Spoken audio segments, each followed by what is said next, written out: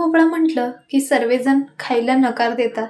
तर या दुधी भोपळ्याचा थोडासा वेगळ्या पद्धतीने आज आपण वापर करणार आहोत.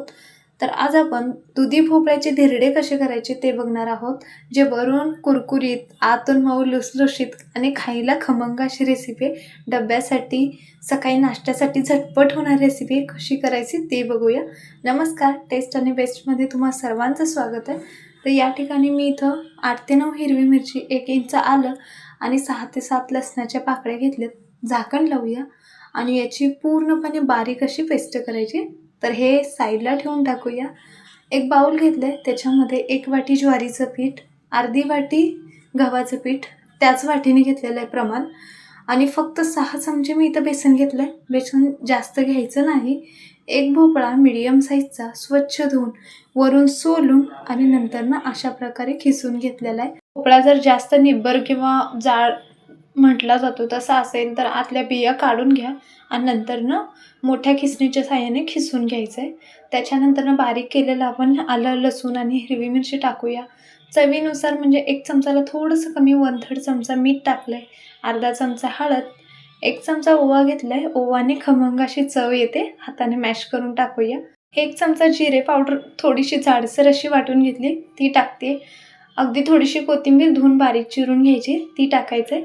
आणि या ठिकाणी थोडं थोडं पाणी ॲड करून तसं पातळ असं हे पीठ बनवून घ्यायचं आहे. जास्त पण पातळ नाही किंवा जास्त पण घट्ट नाही, अगदी थोडंसं सैलसर बघू शकता. अशा प्रकारे हे बॅटर बनवून घेतलेलं आहे. चला तर मग आता धिरडे करायला घेऊया. तवा चांगला कडकडीत गरम केला आहे. गॅस बारीकवरती करायचं स्टार्टिंगला. तेल टाकूया. याच्याऐवजी तूप पण वापरू शकता. तर अशा प्रकारे आपलं पीठ तयार झालेलं आहे. ते पीठ पळीच्या साहाय्याने 2 पळी मी इथं पीठ ॲड करते.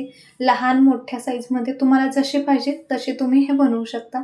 अगदी हलक्या हाताने पसरून घ्यायचे आणि जेव्हा हे थोडंसं वरून सुकले जातील ना, त्यावेळेसच आपल्याला हे तेल वरून सोडायचं आहे. नाहीतर थोडंसं ओलसर असताना तुम्ही तेल सोडलात तर हे धिरडे तव्याला लागू शकतात. आता गॅस मी मीडियमवरती केला आहे.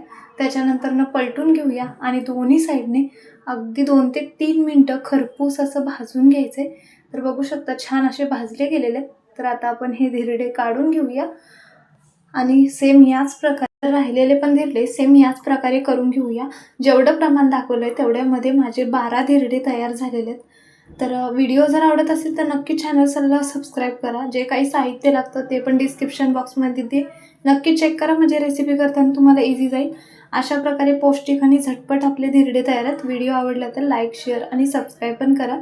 व्हिडिओ पाहिल्याबद्दल धन्यवाद.